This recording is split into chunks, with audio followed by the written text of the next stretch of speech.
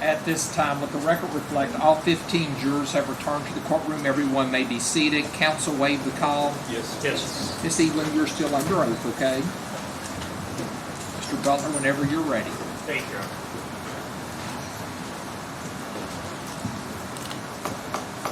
Thank you for the break, too. Thank you. Hey, good morning. Hi. So, Miss Evelyn, you were interviewed previously by law enforcement. Do you recall that? Yes. And so, I'm going to kind of take you back. 2015, or prior to 2015, at some point in time, you had dial-up internet, correct? Absolutely. And as we all remember, dial-up internet doesn't work very well, correct? Correct. And so when you were interviewed on July 26th of 2019, you were interviewed by the FBI. Do you recall that? Yes. And you told them we had to pay to put a pole in, correct? Yes. And that's a pole outside, correct? Yes. And what you told them is that you put on the pole that there was a satellite dish. Do you recall that? Mm-hmm. And that the Wi-Fi was on the pole, correct? Yes. Now, in fact, I think you said at that point in time you had to pay like $1,500 to get this pole put in by Time Warner, correct? Yes. And they wouldn't run it on the electric lines. They had to have their own pole and totally separate. But I needed But you Wi-Fi. needed it. That's where the Wi-Fi was, correct? Yes. And if I can approach, Your Honor. So before I ask you this question, I'm almost done. The FBI asked to take a look at your Wi-Fi, correct? Yes. Yeah, approach now, sir. And what I'm showing you, ma'am, is it's an FBI 302. What that is a summary of the FBI agent makes, okay? Okay. And they looked at your Wi-Fi, and they noted that a booster was connected to your Wi-Fi, which is a Link C's booster. Did you see that? Well, I'm saying it's a router, Okay. but it could be a booster. Yeah. Send it out. And what I'm showing you, you agree with me that the FBI has written that you had a booster on your Wi-Fi on the pole outside of your house, correct? I don't know that there's a box out there. It's like they ran the line up to the pole and then down through the house, and then there was boxes under my desk in the house. I'm not trying to trick you. Okay, yeah, Yeah. no. You agree with me that the FBI looked at it and agreed that there was a booster connected to your Wi-Fi, Okay, correct? that's what that says, yes. That's all the questions I have, sir. Anything of this witness? Mr. Young? You do all this, right? I think we talked to your husband before, and he's like, I don't know anything about that Yes, stuff. I do, yeah. Okay. And you would know if you were paying for it having a Wi-Fi booster, correct? Yes. Okay. No further questions. Mr. Butler, anything else of this witness? sir. Any questions from any jurors? May this witness be found excused. She may. You're found excused. You may go. Call your next witness. Jamie Brooks. Jamie Brooks.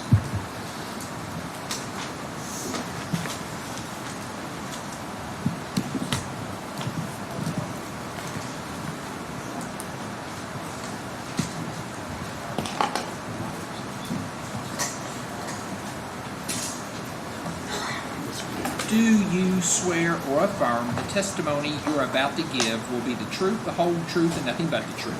Thank you, sir. If you have a seat back over there, please sit as close to the microphone as you can. Please answer all questions asked of you. Detective, you remember yesterday when you were testifying, correct? Yes, sir. And we had some audio difficulties playing some tapes off of the defendant's and some of his family's recorders. Is that correct? That's correct. So we're going to go back and just cover the parts that we had issues with. I think we had played the first two, which was a recording between John Snow and Brooks Houck of the Terrell tip. And then we'd also played a recording between the defendant, Brooks Houck, and his mother, Rosemary Houck, talking about a blanket in the police car. Is that correct? That's correct. Okay. So there's other recordings. Is that correct? Yes, sir. Okay. And there were, I believe, where we left off was July 9th of 2015. That was the conversation regarding the blanket out of the police car, correct? Correct. Nick Houck's police car that seized. Yes, sir. And on that same day, there were other recordings. Is that correct? I believe so. Yes, sir. Okay. And one of the recordings that we had issues with was a recording between Rosemary Houck and the defendant, Brooks Houck. Is that correct? That's correct. Teresa, if we can play that. And Judge, he's been previously admitted. I just,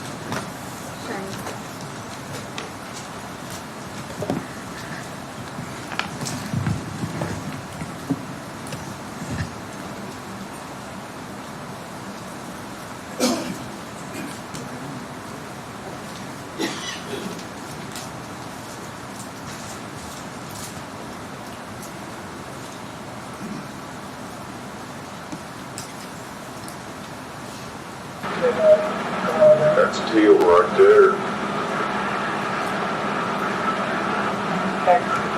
Yeah.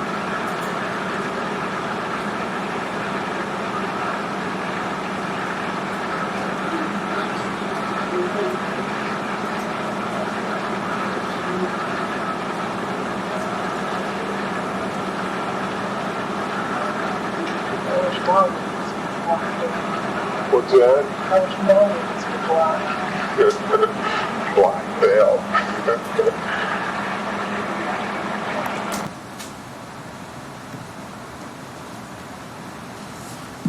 now, Detective, are you aware of what they were discussing in that? I do believe so. I believe that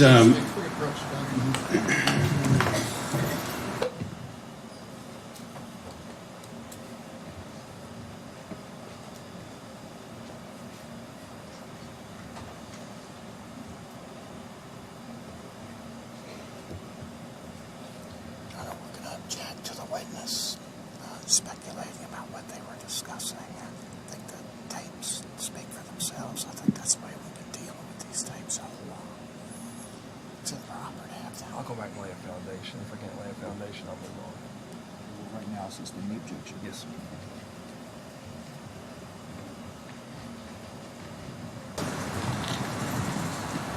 Now, Detective, you can't, I believe so.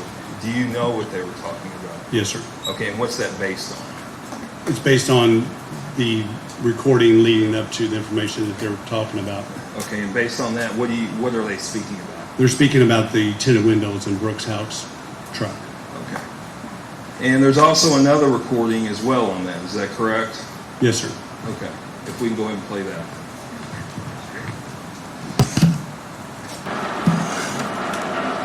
You know, bad tips jack them all up. You know,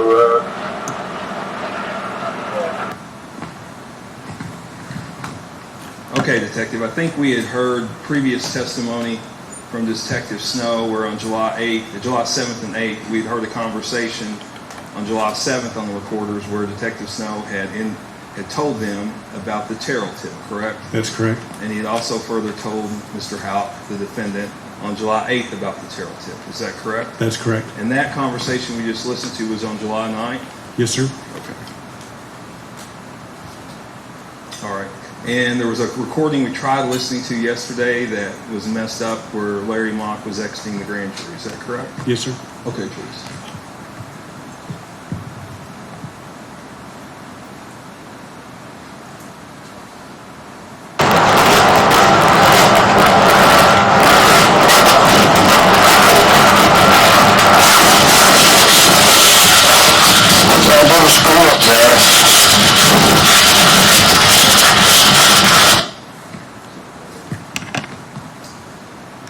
Now, that was as Larry Mock was leaving the grand jury where he testified in this matter, correct? Yes, sir.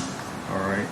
And Rhonda McAvoy, the defendant's sister, also appeared in front of the grand jury, correct? That's correct. And were you able to review a recorder where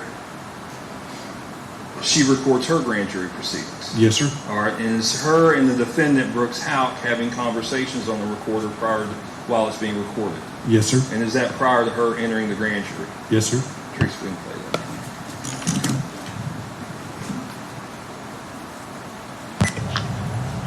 Only thing you gotta do, It's on. yeah, I'm just gonna do it right now, all right? Alright, and then I'll have to fold it. Nicholas can find it, it says D up there, so D Here, something. Put it right in here.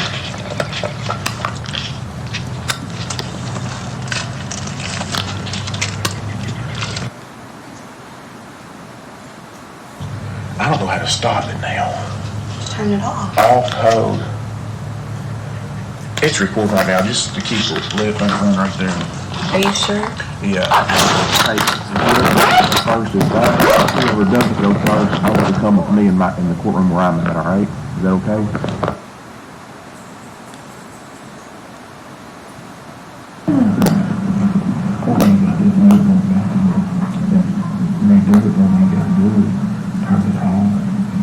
Turn it back on, turn it off for a few seconds, turn it back on, hit the board, that's all you gotta do.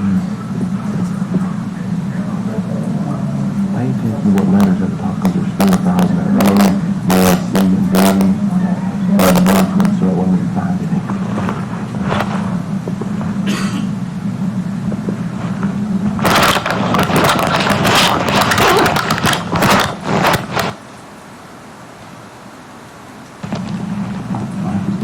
Yeah. It's still counting. Oh, I don't know. Go ahead and see.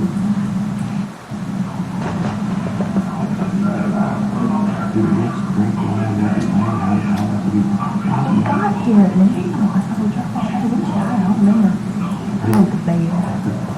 Bye. Yeah, there you go.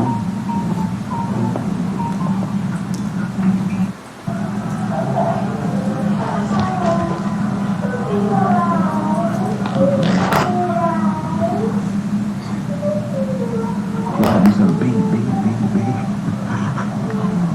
No, it's not brand new batteries in it anyway. Is he good? No, not that I know of. You're keeping on. Keep on. No, we need to hear.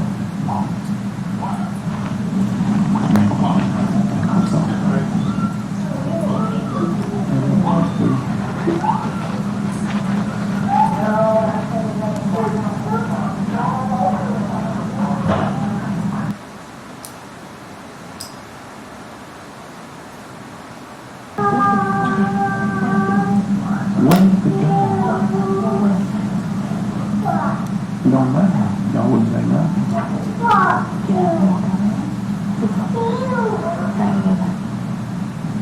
My phone is dead. Get down, flip it off.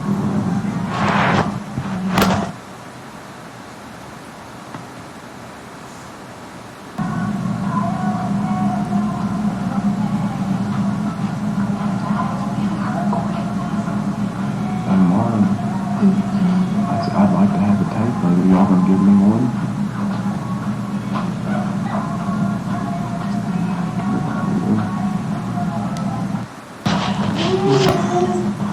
The light goes off because it's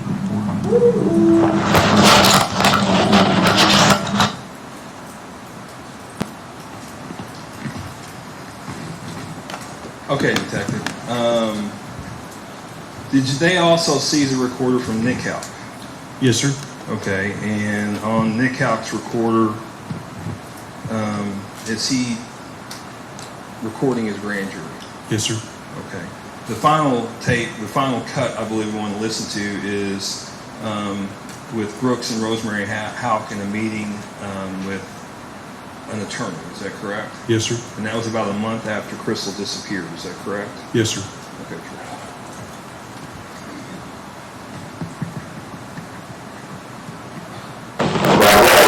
Was the police officer for the city of Lawson here. He has also been subpoenaed to the grand jury. He did talk, but he did exactly what you're saying. He had 5 answers, and it was, I don't know, your guess is as good as mine, and I can't remember. But the jury is extremely upset over his responses.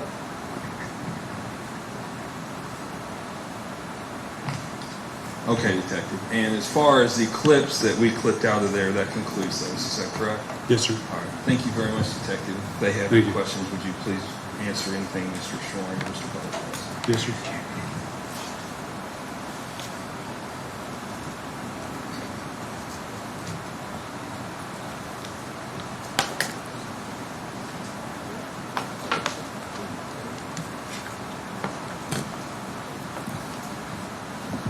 Judge, I have one more question. I apologize. Go ahead.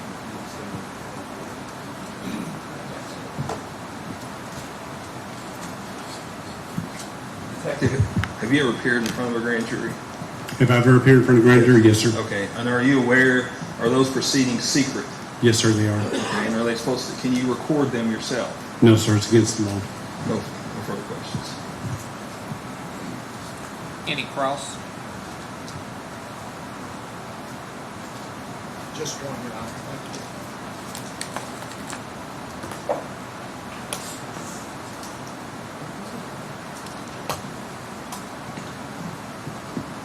Actually, two. Thank you.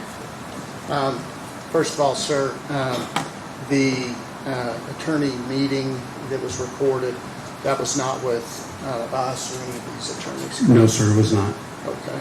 Secondly, in one of the tapes that Mr. Young played between Rhonda McElroy and Brooks Houck, there was a question where, and then the tape was cut off, but Rhonda McElroy asked, "What do I say?" And then it was cut off when it was just played. When it was just played?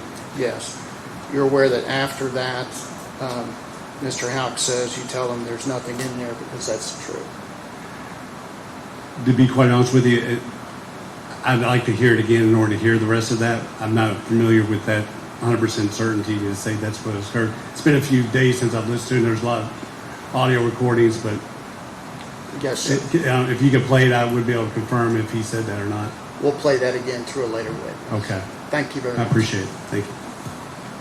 No questions? Any redirect? Any redirect? No, sir, there's not. Any questions from any jurors? May this witness be family excused? If you're family excused, you may go. Thank you. Thanks, sir. Call your next witness. Just can I approach real quick? You may.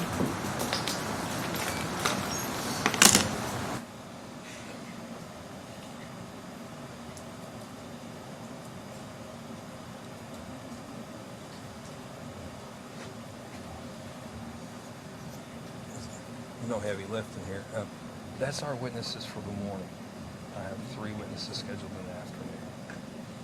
3 witnesses scheduled this afternoon. Yes, Those sir. are the ones I think we have to address with the court, so we may need a little court time before. You want to empty the courtroom and talk about it now? That'd be great. That's fine. Okay. So why not tell everybody, that's all the witnesses, that's all the morning witnesses. What time do you want them back this afternoon? Do you want to say 1 o'clock? I'd like to get lunch too, if we could. You want to say 1 o'clock? Or That's fine.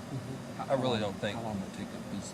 I really don't think it'll be that. None of them are that long. No, they're, I mean, on my behalf, probably 15, 20 minutes for one, 15 maybe on one, and 5 minutes on the other. I guess I'm sorry, how long is it going to take up these? Oh, mature 20 minutes. 20 minutes. 20 minutes, okay. If I told the jury to be back at 12:45, that would go. That's fine. We'll probably be done by 2 then, won't we? Close to it, yeah. Yeah. Sounds good. Yes, sir. Thank you. Ladies and gentlemen, the jury, that's all the witnesses the Commonwealth has this morning. They're going to have some more this afternoon. So we're going to let you all take an early lunch break. We're going to come back at 12:45. I want to remind you of the same admonitions are in place. Do not discuss this case among yourselves. Do not let anyone discuss this case with you. If anyone attempts to discuss this case with you, I need you to immediately report that to me. You're not to finally make up your mind about the case until all the proof has been presented, the instructions provided to you, and you've gone to the jury room to deliberate. Again, there can be no research or no reading any press releases or anything of that nature. Everything has to be based solely upon the evidence that's presented in this courtroom. Be back in the jury room at 12:45 to help you all out. Thank you all.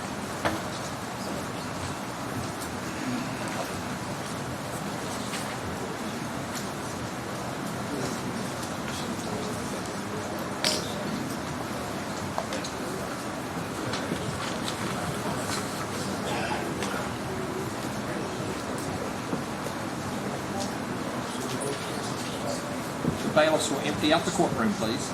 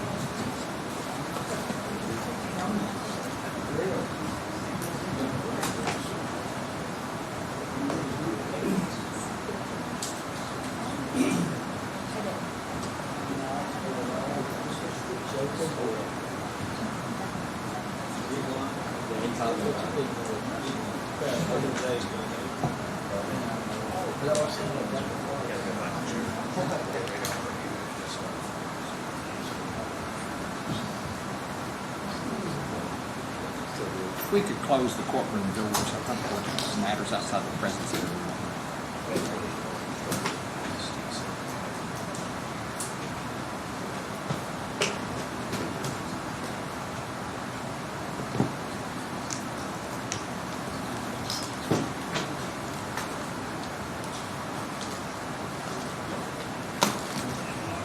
All right, I believe the courtroom has now been emptied. The jurors are now gone. I believe there were some motions or matters you all wish to address at this time. You all can be seated if you want, or stand great. however you want to do it.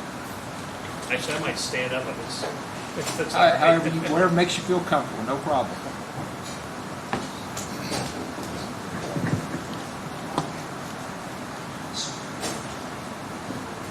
Well, Judge, I think the Commonwealth is advised, they have 3 witnesses that they would like to call. I guess I'm going to try to take them up one by one if we can. The first one is Stacy Cranmer, and the court has overruled our motion to exclude Ms. Cranmer's statement that she heard Steve Lawson make a statement, something to the effect, I have to take care of a woman. I'm not going to go back into that. In 2020, Ms. Cranmer acted as an informant for the FBI. During that time, the FBI directed her to draw his attention to this statement, which I think I've outlined notes from those calls. I believe obviously we're objecting to her being called at all. You've overruled it. I'm not going to readdress that. But if she is going to be allowed to be called and to make that statement, I think we, without getting into all this 2023 stuff, we should be able to impeach her with the statements that Mr. Lawson made to her when she was directed to try to clarify what he meant by that particular comment. So I'll start with her, and then we can turn to the other issues that are a little different than her, given your previous ruling. And Judge, one, are you done, Ron? I'm sorry. Yes, sir. Okay, one, you wouldn't be impeaching her with Steve's statement. I mean, you impeach people with their own statement. Secondly, these are just self-serving statements. The statement that we're going to get in was given at, near, or at the time of the event itself. These statements listed in this, and the FBI didn't direct her to go to talk about this statement. They directed her to talk to Steve Lawson about that weekend or that July 4th event. It wasn't specific to that statement. And these are all self-serving statements that are hearsay, and there is no hearsay exception for them. You can't impeach Stacy Cranmer saying he said this to me with statements he made years later that are self-serving. There's just hearsay. Judge, if I could, I'm sorry, I got to turn this damn thing on. Judge, if I can respond to that, I'm impeaching Steve Lawson. And of course the FBI sent her in to talk about all of this. I agree with Shane. They sent her in to talk to Steve Lawson because she was dating Steve Lawson at the time, to ask him about the events of July 3rd and July 4th. I put a lot of the context in there. I'm not seeking to get in everything that he told her, But I do believe if the court is going to let in that because they're going to stand up at the end and they're going to say, oh my gosh, look, he saw Steve Lawson gets out of this truck. You found it's a state of mind exception to let this in, and they're going to argue that he's coming out with some plan to murder her, and he gave an entirely inconsistent statement with that when he has no idea that he's being taped. And Judge, there's also statements, he also told her that he was on the bluegrass that night, and that he believed Joey Lawson was involved. I'm not seeking to play all of her FBI recordings. I mean, if I was going to, it'd probably be helpful to us, but he says repeatedly Brooks Houck didn't have anything to do with it. He tells where he was that night, which was not, but that's not the limited issue that I'm requesting. I believe I have a right to impeach Steve Lawson prior to 2023 with his statement about what that conversation was about. And Judge, these are self-serving statements made by Steve Lawson after he had already been interviewed by the FBI. We're seeking to introduce one statement that was made at or the time of the event. This is 5 years later. Judge, that's a fraud on the jury to let... Okay, counsel. Here's what I'm going to do. I'll allow you to cross and say, did you wear a wire for the FBI? Did you ask questions of him? And this one part in here where it says, did he say, Steve Lawson said he didn't take care of her, but he took care of business. I'll limit it to that because I believe Yes. that's the... Yes, sir. I think the part that I'm requesting to ask is, and this is specifically what, let me find it, what is directly relevant to this. If I could give me 1 second. Judge, could you direct me to where you just read? I'm sorry. I'm looking at page 12 of what Mr. Butler had filed or sent out, or Ms. Jackson actually written the memorandum. It's the Brooks Houck motion to exclude hearsay testimony of various witnesses. I'm looking at page 12. What I would request, Judge, is to say I didn't say I'd take care of her, but I'd take care of business, and I was probably talking about Joey's girlfriend, Red. That's what we need to. That's what impeaches that Commonwealth version of this. That's what I'm asking. The rest of it, I agree with you. It's just a self-serving statement, Judge. It is not a self-serving. It is self-serving, but I mean, I think you all can argue all that to the jury. I think if he's going to make a self-serving statement there, she's wearing a wire, I think the jury should hear the whole picture. So those two lines there. Which ones? I'm sorry, I don't. The only thing I'm going to get into is she was wearing a wire, and it's related to this one issue about taking care of her or taking care of business. So it would be the line that says, Steve Lawson said he didn't take care of her, but take care of business. And the line below it, he said he probably was talking about Red, who would have been Joey's girlfriend at the time. That's Yes, as sir. far as I'm going to go. Okay. That's all we were asking. Okay. I'm not going to get into all these other quotes in here. That go in here. All right. What's our next issue? The next issue, Your Honor, is I believe the Commonwealth is intending on calling Barbara Coulter. She testified, Your Honor. Is she Mr. Lawson's mother? She's Okay. Mr. Steve Lawson's mother, yes, sir. And in 2020, she advised that Joey Lawson came to her home. And you correct me if I'm getting this wrong, Shane. That Joey Lawson came to her home, and he said something to the effect of, Grandma, I have to tell you, Steve Lawson, Dad killed Tammy Lawson, and Dad killed Crystal Rogers. I'm not seeking to introduce Tammy Lawson's. Oh. Well, I just want to give him the context. He says Dad killed Crystal Rogers and Dad killed Tammy Lawson. According to Ms. Coulter's brief statement to law enforcement, she said, well, you can't just make those kind of accusations. How do you know that? Joey Lawson left. She said he was on meth at the time. He was driving a motorcycle. She was concerned he shouldn't even have been there. So, first of all, there's no foundation for how Joey Lawson knows that.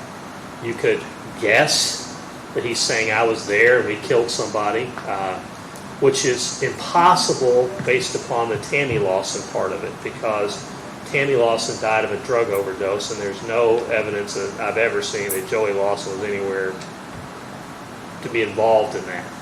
So That in and of itself is an untruthful statement. Law enforcement found it to be a drug overdose, not a murder. It was never even investigated as a murder.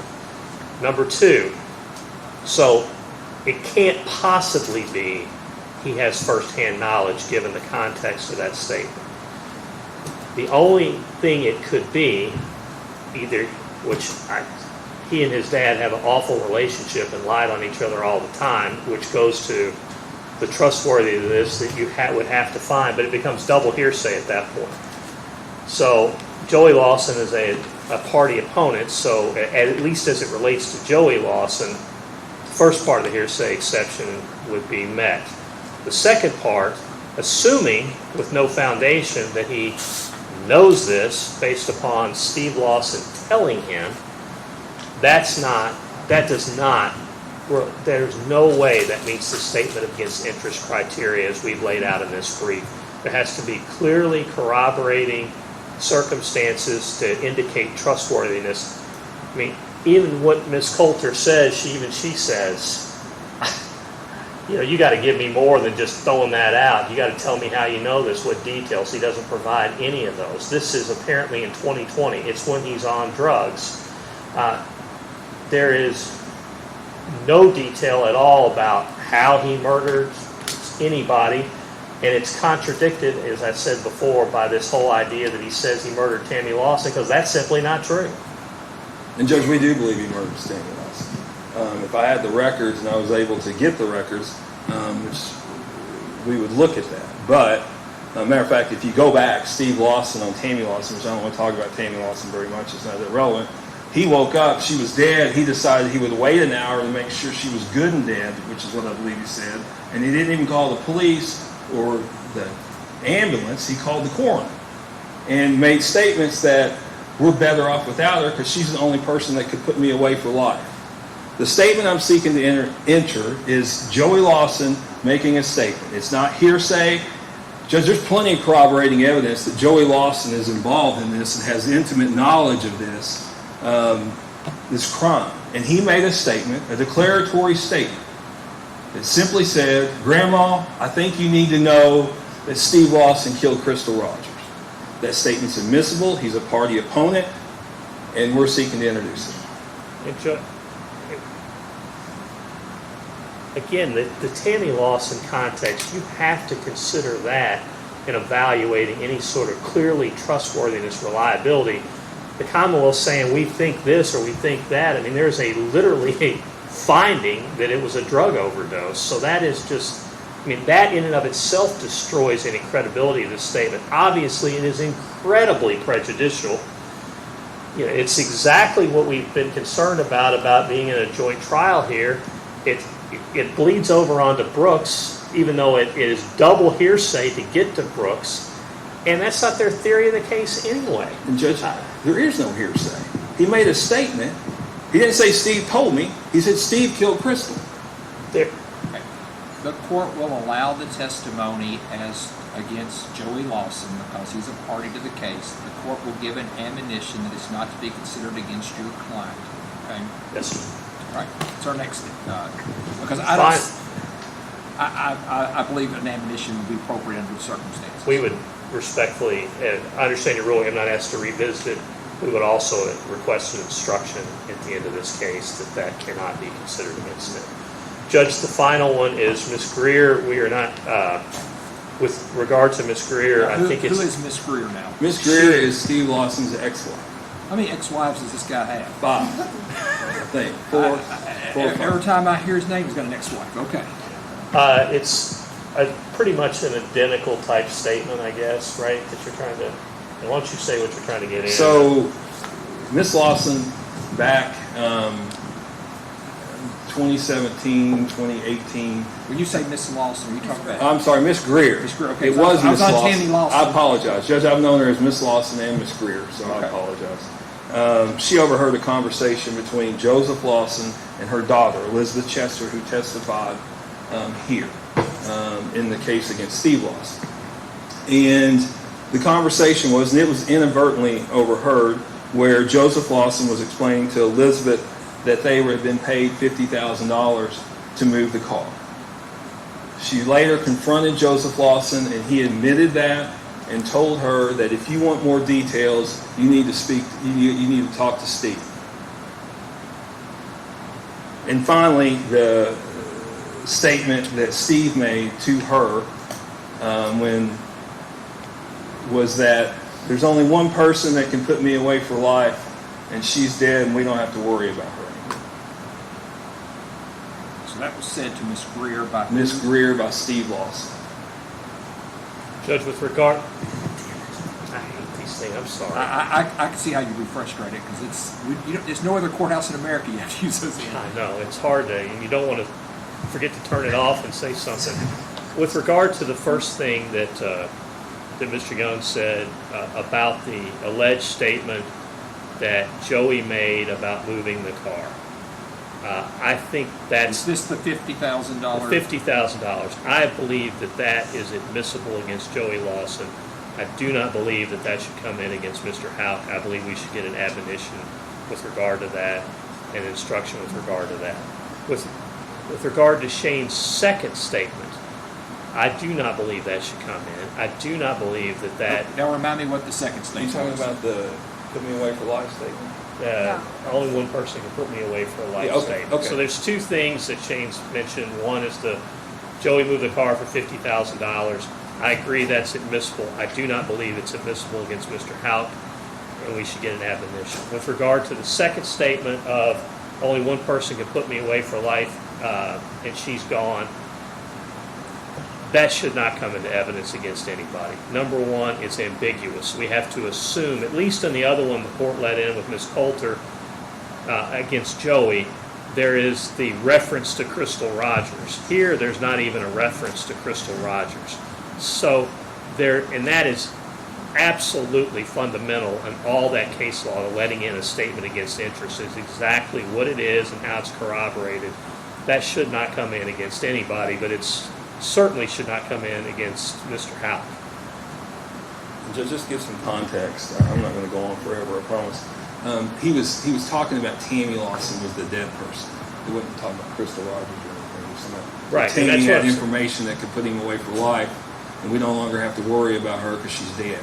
And we have to assume, if he said it, we have to assume that there's evidence in this record this guy's a drug dealer. There's evidence in the record that in the discovery this guy was in a motorcycle gang. We have to assume he's talking about Crystal Rogers. There's no details that say Crystal Rogers.